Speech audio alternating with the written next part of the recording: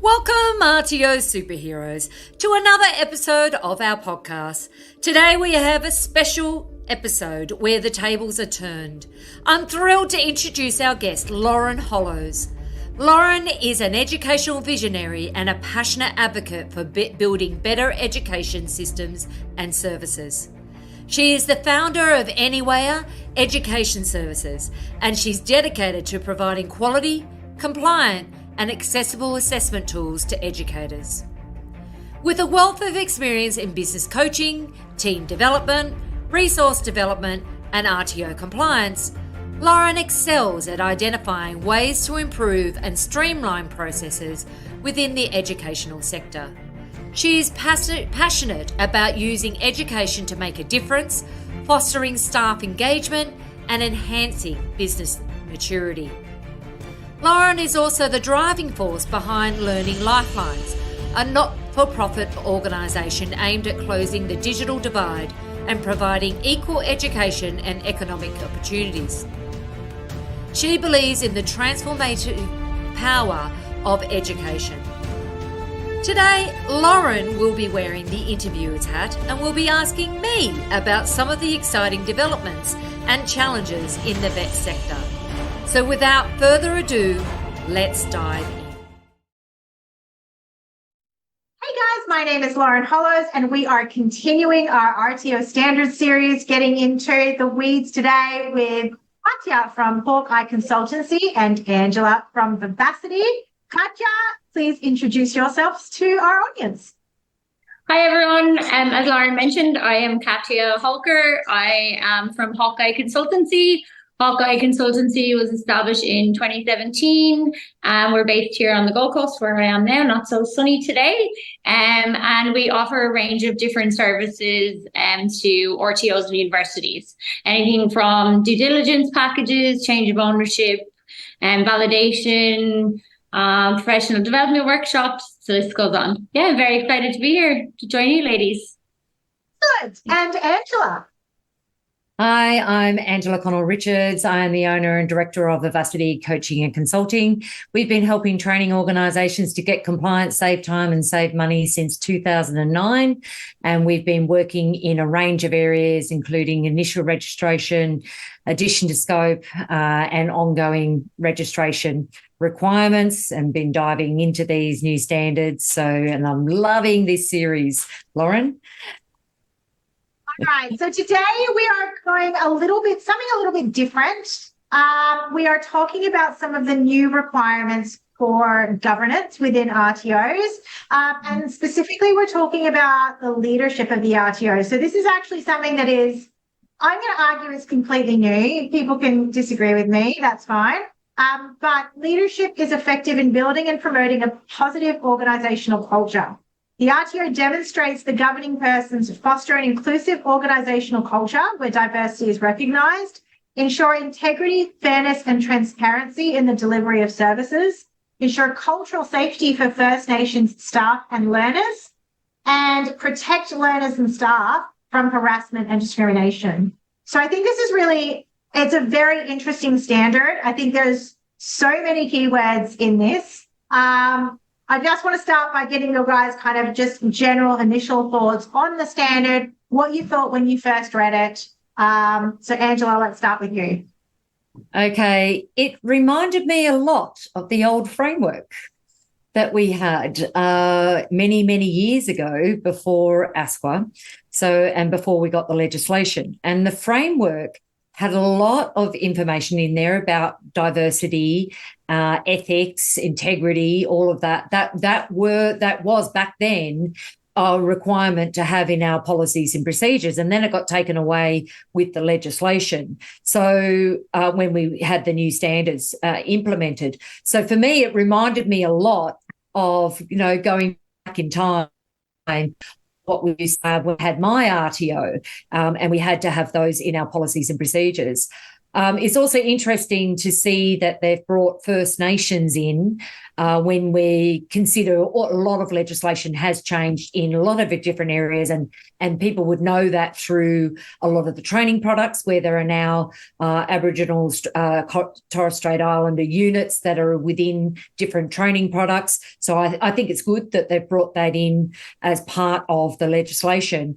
And then NDIS and disabilities, and making sure that we're covering those areas as well. So yes, it's something new from these standards, but it does take me back in time. Absolutely. All right, Katya, what were your first thoughts? I thought, yeah, I welcomed it, to be honest. I did think it potentially might be a bit hard for organizations to properly implement. And when I look at leadership or think of leadership, it always starts from the top and it seeps its way down. And just in some of my, I suppose, ongoing relationships with some RTOs, the CEO isn't necessarily at the operational level, like all of the staff who undertake the day-to-day operations of the RTO. So I thought, oh, that might be a bit tricky. Not that it's not important, but it will be a bit tricky potentially managed. And look, they sign off a declaration each year. They should be aware of the standards and what the implications are. But I suppose the nitty gritty, I thought that might be a little bit difficult to even just evident. Like, how are we going to evident these things when it comes to an audit? But yeah, I definitely really liked around the First Nations and the inclusion of that. As Angela mentioned, there's a lot of shift towards including that in legislation, which was good. Anything around harassment and discrimination too, I definitely welcomed that too. There was nothing really there. And I know that some providers were including it in, they might have sexual harassment or anti-bullying discrimination policies. But I think to actually legislate it and makes, providers have to do it is probably really good. It's going to safeguard our staff and learners. So yeah, I welcome most of it, but there are some areas I think it definitely needs to, maybe give a bit more guidance as to what they want to see. How can people ensure integrity, and what does that look like? And to ensure consistency as well. One provider's what they think is integrity might be completely different to another provider. So I think that probably just needs to be streamlined a bit, or more providence given. I think the other major change is going to be the cultural awareness training that you're going to need to implement within the RTO. I think that's going to depend a lot on the training packages and the cohorts that a lot of people deal with. I think that's going to become a big component of it. I think this is one of those interesting standards because, very similar to many other areas of the standards, I think everyone looks at that and goes, there's nothing in there I disagree with, right? I absolutely agree that we should foster inclusive cultures. We should have integrity. We should be transparent. We should be fair. We should ensure cultural safety. We should protect our staff. I think the question is that beyond a policy, how do we evidence this? And I think this is one of where we get to some of these particular areas. This is where I always find it, I think for a lot of RTOs, I think they find it really challenging to understand, what does this mean beyond a policy, right? So, I want to just start, let's just break these down one at a time. So foster an inclusive organizational culture where diversity is recognized. Now, we're going to have access and equity policies. We're going to have disability access and inclusion plans. We're going to have a policy that says we foster an organizational culture. Beyond that policy, what does this look like for an RTO to be able to demonstrate that the governing persons are doing this? Should I start, or Angela, do you want to? Yeah, I've got thoughts on it. So I think one is going to be changing the position description requirements of CEO and senior management within the RTO to make sure that not only there is a diversity and inclusive policy and procedure, but they're implementing it. And what does that procedure look like? What would be part of that process?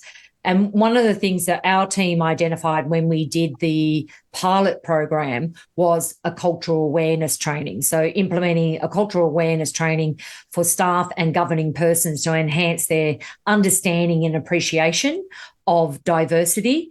And that's what we saw in there. Not only cultural awareness training for their existing team, but incorporating that into their induction process, not only for their staff, but also for their students.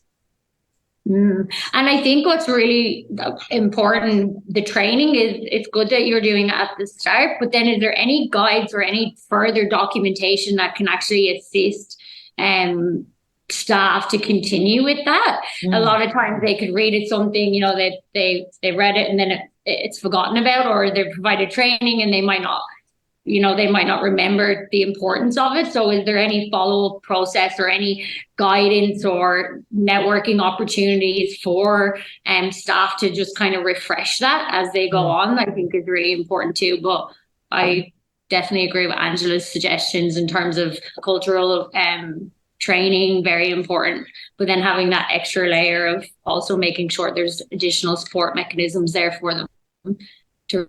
I think you'll see this in very different across, different RTOs. You know what I mean? Like, if this is going to look very different in our tradie RTOs than it is going to look in our, our community services RTOs, where, some of these concepts and some of this terminology may already be a little bit more embedded within like the organizations that they're working with. I think within some of our tradie sectors, that's probably where some of the stuff is going to be a little bit more challenging. Challenging to management and staff, and most probably even to students. Absolutely. And the potential for additional resources too. If there's smaller providers there, is this going to be an additional cost that they need to factor in? We undertook a cultural training one day and it was $2,000 for our team. Like, there's some providers that may not potentially have the fees available to be able to spend that. So they probably need to be aware of that. And that's where it's very important that it is suited to each of the different providers out there. Thank you for joining us at the RTO Superhero Podcast with me, Angela Connell-Richards. Please take a moment to rate and review the podcast on your preferred podcast app. Each rating and review helps me fulfill my goal of helping training organisations around Australia to learn and grow in compliance and business success.